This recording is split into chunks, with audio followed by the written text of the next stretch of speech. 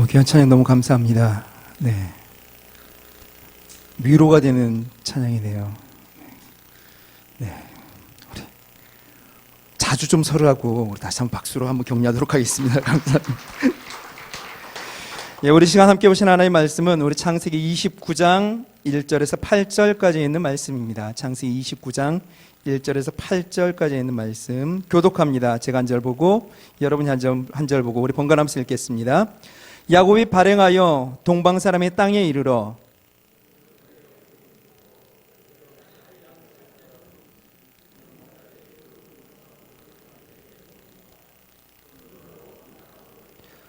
모든 때가 모이면 그들이 우물 아구에서 돌을 옮기고 양에게 물을 먹이고는 여전히 우물 아구 그 자리에 돌을 덮더라.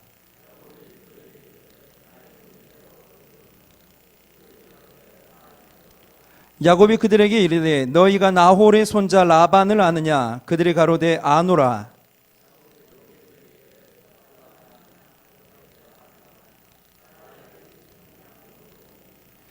야곱이 가로되 해가 아직 높은즉 짐승 모일 때가 아니니 양에게 물을 먹이고 가서 뜯기라.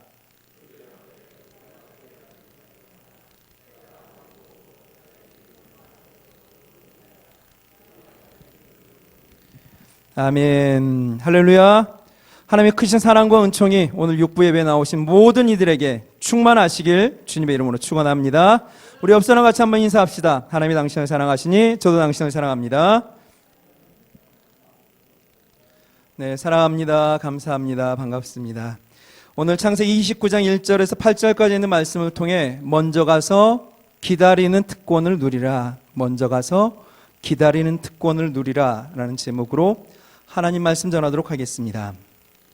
아버지와 형을 사기친 야곱이 자신을 죽이려고 하는 형 에서를 피해 삼촌 라반의 집으로 도망을 갑니다. 도망을 가던 중 루스라고 하는 곳에 이르러 잠이 듭니다. 늘 어머니의 사랑을 받으며 집토끼처럼 살았던 야곱이기에 아마 노숙은 많이 불편했을 겁니다.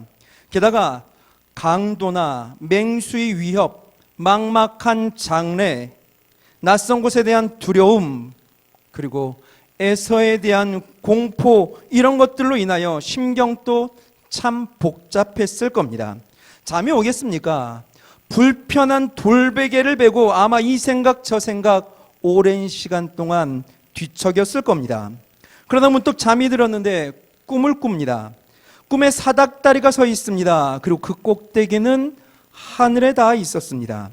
그 위에서 오르락내리락 하는 하나님의 사자들을 봅니다. 그리고 그곳에서 자신을 향하여 말씀하시는 하나님을 보게 되죠. 그 하나님이 이렇게 말씀하십니다. 우리 다 같이 한번 읽어봅시다. 내가 너와 함께 있어 내가 어디로 가든지 너를 지키며 너를 이끌어 이 땅으로 돌아오게 할지라. 내가 내게 허락한 것을 다 이루기까지 너를 떠나지 아니하리라 하신지라. 아멘. 야곱은 깜짝 놀랍니다.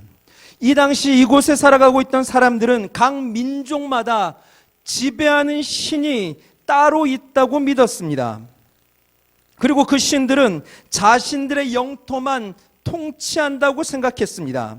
그런데 지금 아버지에게 말로만 들었던 자신들의 부족신, 민족신 여호와가 꿈에 나타나 이곳에서도 자신과 함께하고 있고 어디로 가든지 지킬 것이고 결국 자신을 이끌어 안전하게 돌아오게 하시겠다고, 떠나지도 않겠다고 하시는 겁니다. 여러분, 지금 야곱이 있는 이곳은 루스입니다. 바알의 영토입니다. 바알의 영토는 당연히 바알이 다스립니다. 여호와는 이곳에 계실 수 없습니다. 그런데 이 바알의 영토까지 하나님이 계시고 이곳을 지키시겠다, 다스리시겠다 말씀하는 겁니다. 이것만 또 놀라운데 그 바알의 땅을 넘어 야곱이 어디로 가든지 떠나지도 않으시겠답니다. 끝까지 함께 하시겠답니다. 당시 신관을 가지고 있었던 야곱은 충격이었던 것 같습니다. 야곱이 이제까지 알고 믿었던 모든 하나님 관념이 그 순간 바뀌게 됩니다. 하나님을 새롭게 인식하게 된 거죠. 그들이 살고 있는 땅만 지배하는 부족신, 지역신이 아닌 여호와는 온 땅을 다스리시는 전능자 하나님이구나라는 것을 인정하게 된 것입니다. 이 사실을 알게 된 야곱은 잠에서 깨어나 이렇게 고백합니다. 여호와께서 과연 여기 계시거늘 내가 알지 못하였도다.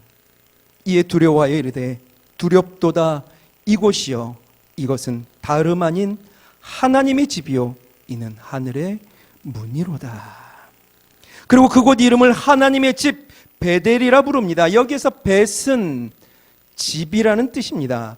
베들레헴 떡집 아닙니까? 베들과 벳은 같은 어원 집을 말합니다.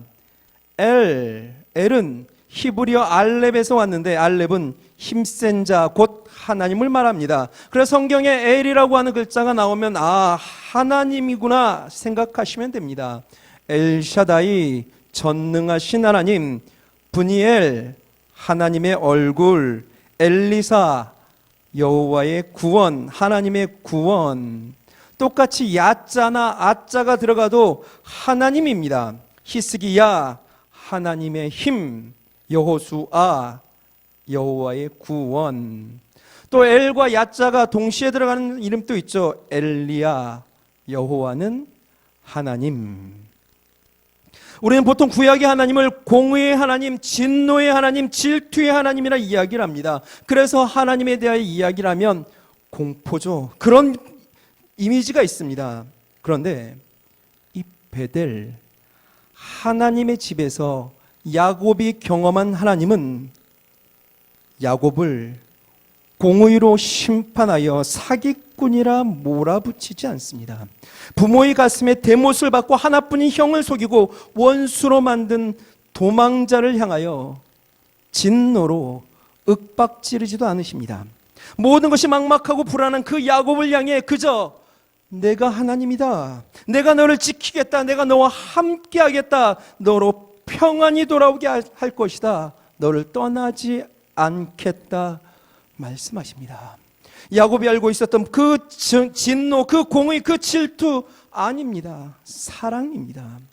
그동안 하나님을 알고 믿었지만 하나님을 직접적으로 인격적으로 만나지 못했던 야곱이 이곳에서 놀라운 사랑의 하나님을 경험하게 됩니다. 그리고 그의 삶은 완전히 바뀌게 되죠.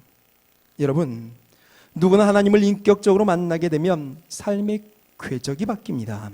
야곱처럼 끔찍한 사기꾼, 약탈자, 도저히 내일이 보이지 않는 암담한 인간이라 할지라도 이 사랑의 하나님을 만나게 되면 새 사람이 되는 줄 믿습니다.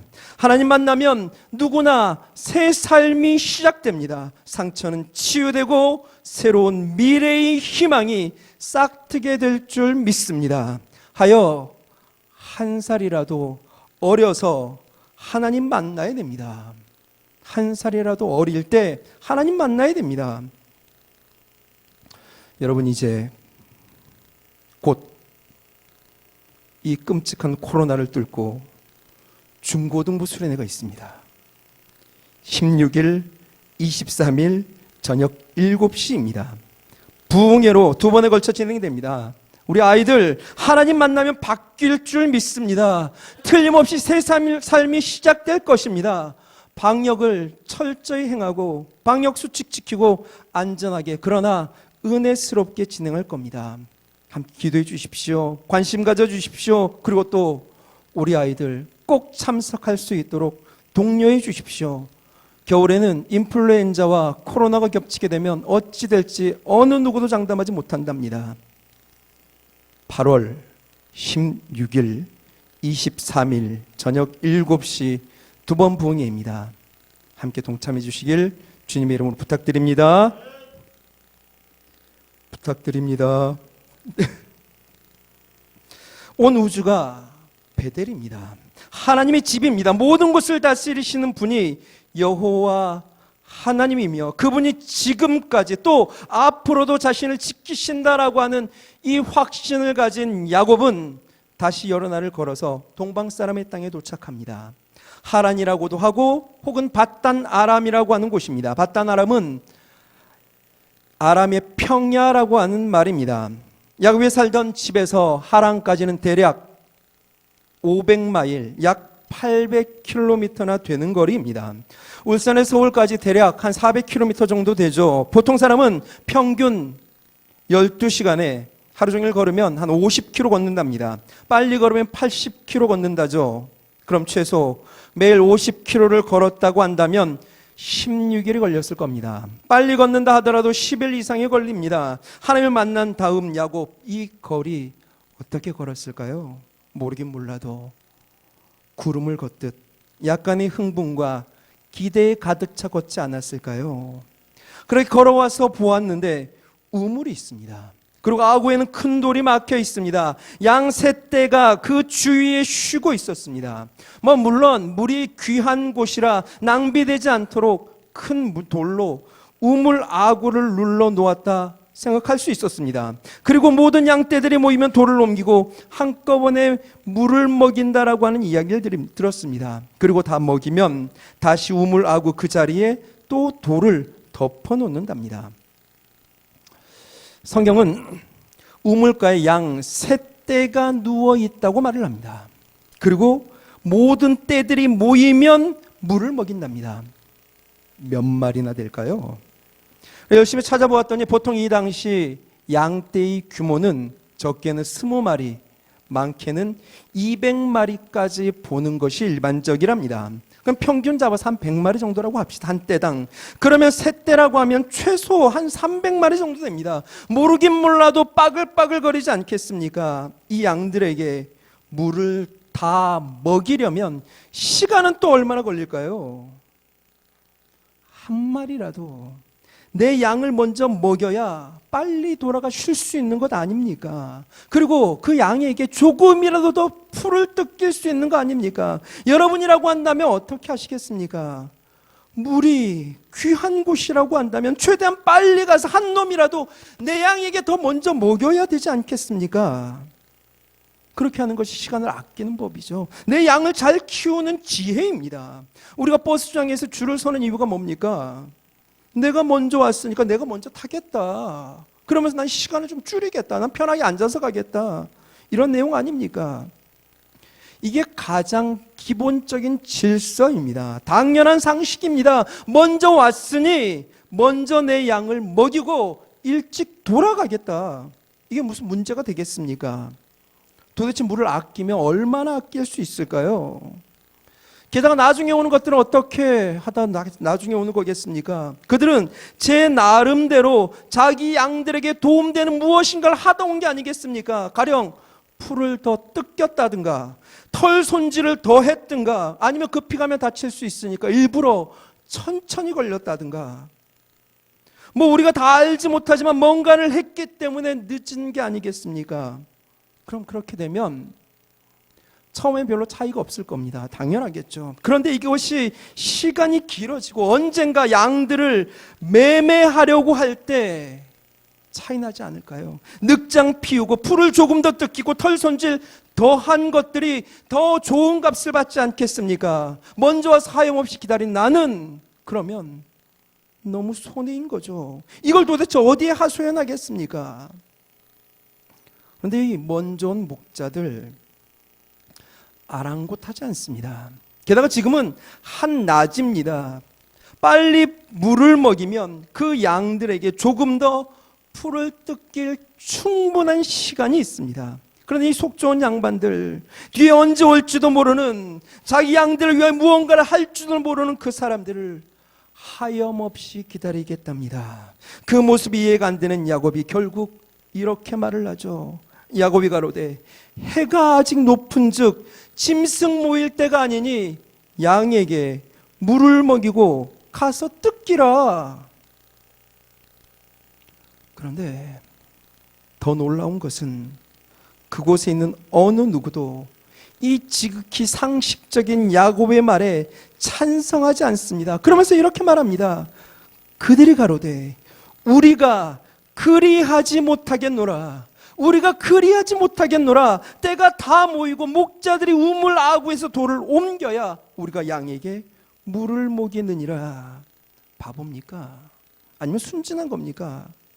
양을 키우는 목적은 사회 사업하기 위함이 아닙니다. 이윤이 남아야죠. 다른 양들보다 내 양이 조금이라도 더 잘 키워 더 비싼 값에 파는 것이 양을 키우는 목적 아니겠습니까? 그것이 털이 되었든 그게 젖이 되었든 그게 고기가 되었든 더 잘 키워야 됩니다. 그렇게 하려면 내 양이 다른 양보다 조금 더 많이, 조금 더 빨리 물이건 풀이건 먹어야 됩니다. 그래서 지금 그들 일찍 온 거 아닙니까? 찬스죠. 그런데 놀랍게도 이 목자들은 먼저 왔는데 자신들의 기득권을 주장하지 않습니다. 때가 다 모일 때까지 기다리겠답니다. 여러분, 이것이 어떻게 가능합니까? 빨리빨리 문화에 길들여져 있고 무한 경쟁 시대에 사는 우리들, 여러분 이게 이해가 되십니까? 여러분 보고 이렇게 하라면 여러분 하시겠습니까? 전 불가능합니다. 여러분, 요즘에 퇴보는 뒤처지는 것만을 말하지 않습니다. 제자리에만 있어도 퇴보입니다. 남들이 두 걸음 앞서가는 나는 멈춰 있으면 퇴보죠. 순식간에 추월당합니다. 한 걸음이라도 내가 앞자리를 선점해야 됩니다. 그래야 좋은 것을 누릴 수 있습니다. 그런데 이 목자들 일찍 왔는데 그 좋은 자리 선점하지 않습니다. 아니, 그렇게 할 마음이 아예 애초부터 없었던 것 같습니다. 여러분, 이 세상에 두 종류의 사람이 있는 것 같습니다. 기다리겠지 생각하며 늘 늦게 가는 놈들과 먼저 가서 항상 기다려주는 분들이 있죠. 어떤 행사를 하면 늘 늦게 와서 미리 준비한 사람의 것을 아무 수고 없이 날로 먹는 놈들이 있습니다. 그런 반면 항상 먼저 가서 모든 것을 준비하고 기다려주는 분들이 있습니다. 어떤 이들이 더 많을까요? 대부분 너무나 잘 알고 있는 80대 20이 된답니다. 그리고 이 비율은 거의 대부분의 공동체에 적용이 된다죠. 이탈리아 인구의 20%가 이탈리아 전체 부의 80%를 가지고 있다. 이탈리아의 경제학자 빌프레도 파레트가 주장한 이 법칙, 그의 이름을 따 파레토 법칙이라고 이야기하죠. 최소 노력의 법칙 또는 불균형의 법칙을 말합니다. 100을 투입했을 때 상위 20의 투입량이 전체의 80%의 성과를 내고 나머지 80의 투입량은 고작 20%의 결과를 낼 뿐이다. 뭐 이런 예도 듭니다. 80%의 범죄는 20%의 범죄자가 저지른다. 80%의 문제는 두뇌의 20%만 사용해서 푼다. 이 80%의 문제를 우수한 20%의 인재만이 해결한다. 80%의 전체 상금을 20%의 선수만이 차지한다. 80%의 식료품비는 20%의 값비싼 육류 등이 식료품비로 지출된다. 80%의 세탁은 20%의 가장 자주 입는 옷들 때문에 하게 된다. 즐겨 입는 옷의 80%는 옥장에 걸린 옷의 20%에 불과하다. 뭐 이런 것들이죠. 그저 상위 20%가 하위 80%를 끌어가는 것입니다. 교회도 마찬가지랍니다. 좋은 교회는 물론 이 비율이 좀 줄겠지만 대부분의 경우는 비슷합니다. 예배는 예배를 준비하는 20% 사람에 의해 이끌려갑니다. 교회 행사도 준비하는 20%, 그저 20% 이하여 모든 행사들이 진행됩니다. 우리는 누구나 앉아서 다 차려진 밥상 받기를 좋아합니다. 그리고 그렇게 하는 것이 대접받는다 생각합니다. 그런 대접받는 자신은 그래서 특별한 존재다라는 자부심도 갖습니다. 그래서 스타는 늦게 와다 이렇게 이야기하며 노력하지 않죠. 살짝 발만 담궜다가 빼면서 생색만 냅니다. 그럼 여러분, 하나님께서 우리에게 원하시는 모습은 어떤 모습일까요? 그냥 앉아서 남들이 다 차려놓은 그때 애엠하고 들어와 이렇게 말도 안 되는 소리나 하는 그런 모습일까요? 아니지 않겠습니까? 여러분이 믿는 하나님은 어떤 분이십니까? 제가 믿는 하나님은 우리를 마냥 그렇게 아무 노력도 하지 않고 기다리는 분이 아니십니다. 길에 박혀있는 돌멩이를 빼면 가끔 개미집이 있는 경우를 봅니다. 빼내는 순간 난리가 나죠. 속도가 LTE를 넘어서 5G에 다다를 정도로 어마어마하게 빨리 움직입니다. 한 번은 너무 미안해서 어머나 미안 그러고 나서 돌을 제자리에 옮겨놨던 적이 있습니다. 그리고는 피식 웃었습니다. 여러분, 개미가 제 말을 알아들을까요? 내가 지금 뭐 하고 있나 이런 생각이 들더라고요. 그런데 갑자기 성육신이 이해가 되었습니다. 우리가 아무리 미안하다고 말을 한다 하더라도 개미는 못 알아듣습니다. 크게 이야기하든 작게 이야기하든 영어로 이야기하든 한국말로 이야기하든 개미가 어떻게 사람 말을 알아듣겠습니까? 알아듣게 하려면 어떻게 해야 될까요? 성육신 아니겠습니까? 내가 개미가 되어야 합니다. 개미가 되어 개미 속에 들어가 미안해, 사과해야 알아들을 수 있죠. 저는 개미가 될 수 없어도 하나님은 인간이 되실 수 있습니다. 여러분, 성육신이 이해가 되지 않습니까? 왜 하나님께서 인간이 되셨을까요? 우리가 하나님의 말씀을 알아듣지 못하니까, 혹 알아들어도 살아낼 능력이 없으니까. 너무나 속상하신 그 하나님께서 기꺼이 하늘 보좌를 버린 게 아니겠습니까? 당신의 말씀을 알아듣지 못한 우리를 버리실 수가 없어서 인간의 몸을 입고 인간의 말로 하나님의 뜻을 전하기 위하여 이 땅 가운데 오신 거죠. 그 어마어마한 사랑을 이해하지도 받아들이지 못하니까 만물에 찢기만도 못한 나를 위해 기어이 십자가에 올라 자신을 찢어 그 사랑이 무엇인지 보여주신 거죠. 하나님은 또한 우리를 지키시기 위해 잠시도 머뭇거리는 분이 아니십니다. 앞뒤가 막히니까 홍해를 갈라버리지 않으십니까? 쫓아오는 자들은 큰 물에 던져버리십니다. 광야에 그 끔찍한 뙤약볕과 거센 바람, 그것으로 힘들어하니까 불기둥과 구름기둥으로 지키시잖아요. 배고프다 하니까 만나를 내리시고 메추라기를 몰아 먹이십니다. 반석을 깨뜨려 물도 주십니다. 풍랑으로 힘들어하는 제자들을 바라보며 예수님, 정신없이 물 위를 뛰어와 그 풍랑 잠잠하게 만들지 않으십니까? 사람들이 난처해하자 맹물을 달콤한 포도주로 바꾸시고 한 아이의 도시락을 나누어 굶주려 있던 2만이나 되는 사람들을 먹이십니다. 하나님은 이런 분이십니다. 그러하시기에 하나님은 이렇게 똑같이 일할 사람들을 찾으시고 또 그들을 통해 일하고자 하시는 줄 믿습니다. 소돔과 고모라의 무너진 곳을 온몸으로 막아설 의인 10명, 죄악의 도시 니느웨를 향하여 구원을 선포할 요나, 구척장수 골리앗 앞에서도 사시는 만군의 하나님의 이름을 의지하여 물매만이라도 들고 나설 이 시대의 다윗이 어디에 있는지 그분이 찾고 계십니다.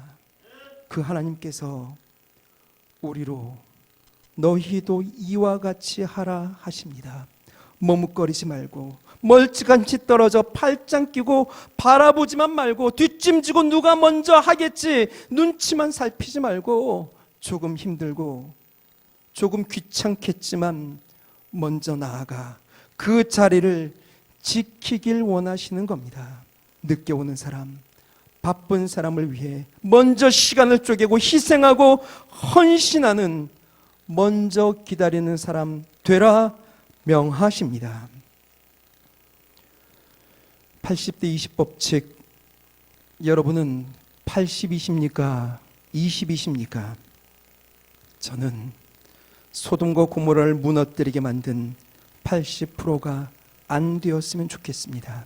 저는 니느웨가 시로 도망간 80%가 아니었으면 좋겠습니다. 저는 20%가 되길 소망합니다. 저는 정말 기적의 20%가 되고 싶습니다. 여러분도 20%가 되실 수 있기를 주님의 이름으로 축원드립니다. 하나님은 저와 여러분들을 통하여 이 소돔의 이 니느웨가 회복되길 원하십니다. 하나님은 저와 여러분을 통하여 모든 이들이 예수 향기 맡으며 하나님께 돌아오길 원하고 계시고, 하나님은 저와 여러분들을 통하여 모든 이들이 천국의 기쁨을 누릴 수 있기를 원하십니다. 바라기는 이를 위해 먼저 나아가 그리하지 못하겠노라. 뒤에 올 사람의 길을 열어주고 기다리면서 감사할 수 있는 20%가 되어 저와 여러분을 통해 이 땅에 하나님의 나라의 역사가 이어질 수 있기를 주님의 이름으로 축원드립니다. 여러분, 여기에 중요한 사실 하나가 있습니다. 20%가 되기 위해 반드시 감당해야 될 일입니다. 직면입니다. 문제를 외면하고 비켜서는 것이 아니라 그 문제가 두렵고 떨린다 하더라도 두 다리로 버티고 서서 직면하는 사람, 조금 과한 표현을 쓴다면 그 문제와 맞짱 뜨는 사람이 되어야 합니다. 광야의 칼바람을 맞으며 뙤약볕을 걸어 우물 앞에 먼저 서야 합니다. 모든 사람들이 불가능하다고 고개를 저으며 돌아서는 애굽의 바로왕 앞에도 서야 하고, 그 끔찍한 홍해 앞에도, 무서운 골리앗 앞에도 도망가지 않고 버텨내야만 합니다. 물론 두렵죠. 나 스스로 부족함을 알기 때문에 이 바로, 이 홍해, 이 골리앗 날 삼킬까 얼마나 두렵습니까? 또 억울하기도 할 겁니다. 하나님, 왜 맨날 나만 먼저 참아야 됩니까? 왜 맨날 나만 먼저 해야만 합니까? 그러나 하나님 나라의 놀라운 역사를 일으키는 기적의 주인공 20%가 되기 위해서는 이 두려움과 억울함을 이겨야 합니다. 이 억울함과 두려움이 내 삶에 기웃거리지 못하게 해야 됩니다. 억울함과 두려움이 찾아오면 여러분, 찬스 아닙니까? 이건 완벽한 겁니다. 이 억울함, 이 두려움, 그만큼 내가 20%에 가깝다는 이야기 아니겠습니까? 정면으로 직면하면 바로는 패배합니다. 홍해는 갈라집니다. 골리앗은 그냥 큰 관역일 뿐입니다. 던지면 무조건 맞습니다. 사탄이 우리 좋은 일 할까요? 자신이 두려우니 우리에게 두려움과 억울함을 심는 거 아니겠습니까? 실제로 먼저 나아가서 직면하게 되는 건, 이건 특권입니다. 전 그런 인생 싫습니다. 피곤하고 어려우니까 외면하는 인생. 직면하십시오. 내가 조금 피곤하고 내가 조금 어려워도 그것을 통해 하나님 나라 세울 수 있다면 기꺼이 감당해내는 삶, 이것이 진짜 하나님의 사람의 삶이 아니겠습니까? 여러분, 어떤 인생 사시렵니까? 골리앗 앞에서 벌벌 떠는 80% 이스라엘 백성 되시겠습니까? 아니면 사시는 하나님 의지하여 골리앗을 넘어 승리하는 20% 다윗이 되시겠습니까? 니느웨로 가 할 때 그것 싫어 도망하는 80%가 되시겠습니까? 아니면 하나님의 구원 역사에 징검다리를 놓는 20%의 회심한 요나가 되시겠습니까? 홍해 앞에 하나님과 모세를 원망만 하는 80%의 인생이 되시겠습니까? 아니면 하나님께 엎드려 홍해를 가르는 기적의 20% 모세가 되시겠습니까? 코로나는 진국을 가르는 시기인 것 같습니다. 코로나 이후는 틀림없이 더욱 선명하게 80대 20 법칙이 적용될 것입니다. 세상의 원함과 하나님의 원함 사이에 머뭇거리지 마십시다. 먼저 뜁시다. 먼저 엎드립시다. 아무 수고 없이, 아무 노력 없이 남들이 다 차려놓은 밥상 받고 눈치 보며 쭈뼛대지 말고 먼저 가서 당당하게 기쁨의 자리를 먼저 선점하는 20%의 인생 됩시다. 특권입니다. 레벨이 다른 인생 아닙니까? 세상 또 감당 못할 인생입니다. 그렇게 섬기는 이들이 가득 찬 곳이 천국입니다. 하나님 나라입니다. 바로 이곳에 그 하나님의 나라 온전히 이루어질 수 있기를 소망합니다. 이 모습으로 먼저 섬기며 날마다 승리하는 기적의 주인공들, 우리 모든 이들 되시길 주님의 이름으로 축원드립니다.